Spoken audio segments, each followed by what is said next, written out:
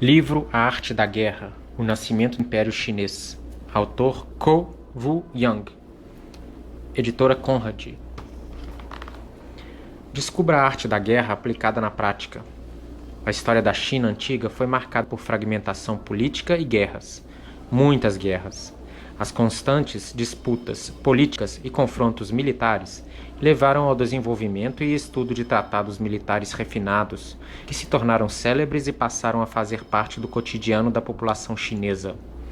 A influência desses tratados predominou na filosofia oriental durante um período fundamental e conturbado da história do país: o nascimento do Império Chinês.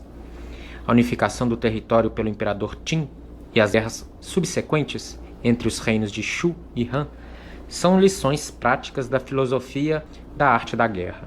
Pela primeira vez no Brasil é publicada a fascinante história do imperador Qin e o confronto entre Shu e Han, narrada em 8 volumes por Ko Wu-Yang, um dos maiores quadrinistas coreanos.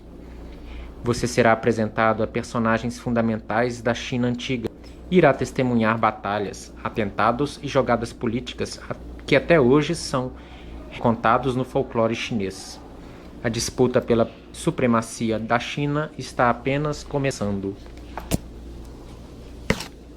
Ko Wu-Yang, 1939-2005, nasceu na China e se mudou para a Coreia no fim da Segunda Guerra Mundial.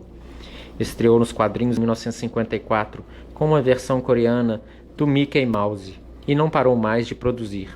Seus quadrinhos, que unem adaptação histórica com sátira e humor, se tornaram um fenômeno cultural no país. Publicado em jornais, Wu-Yang em pouco tempo passou a ser considerado um dos maiores quadrinistas coreanos e o grande responsável pela popularização dos manhwa na Coreia do Sul.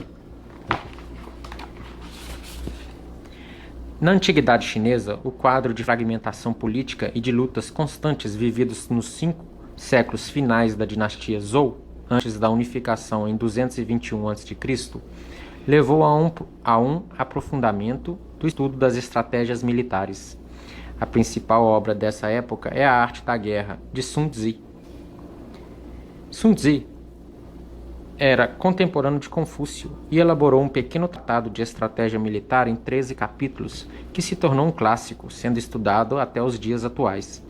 O filósofo Han Fei-Tzu observou que em sua época a arte da guerra era bastante conhecida e praticamente todas as famílias tinham um exemplar dessa obra. Na arte da guerra, há 3 conceitos principais. 1. Vantagem estratégica. 2. Posicionamento estratégico. 3. Informação estratégica. O primeiro conceito literalmente significa força, energia, autoridade, e indica que uma liderança dotada de energia se converte em vantagem estratégica. Esse princípio também aparece no legismo.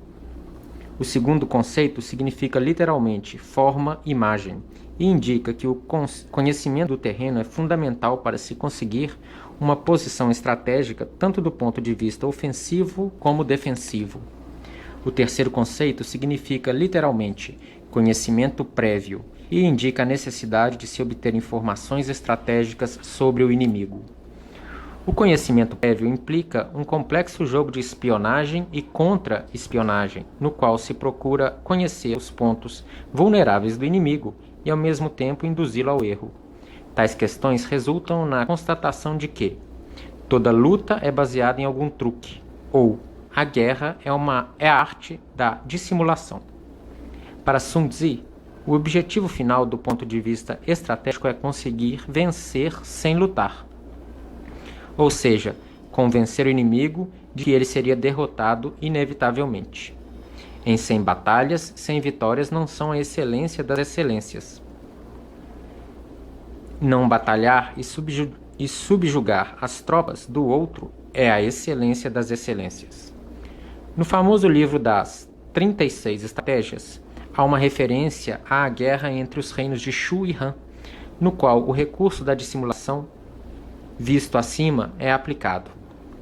A estratégia número 8, cuja tradução literal é passar secretamente pelo caminho de Shenkang, tem sua origem no seguinte episódio. Liu Bang havia recuado para o território de Sichuan com o objetivo de se preparar para enfrentar Xiang Yu. Quando terminou a preparação, Liu Bang enviou abertamente homens para reparar as estradas que ele havia destruído. Enquanto isso, ele secretamente movimentou suas tropas por outro caminho, passando pela pequena cidade de Shenkang, em direção a Guangzhou. Quando Xiang Yu recebeu notícia de que Liu Bang estava reparando as estradas, considerou que não havia perigo iminente, já que o conserto levaria anos para ser completado. Deste modo, Liu Bang pôde retomar Guangzhou graças a um ataque surpresa. Também no Tao Te Ching, do filósofo Lao Tzu, a principal obra do taoísmo, existem algumas reflexões sobre a guerra. É muito provável que Liu Bang, ele próprio taoísta, tenha tirado proveito dessas lições, como se lê no capítulo 68. Quem sabe bem fazer o militar não é marcial. Quem sabe bem guerrear não é colérico. Quem sabe bem vencer o inimigo não se faz presente. Quem sabe bem utilizar homens fica abaixo deles.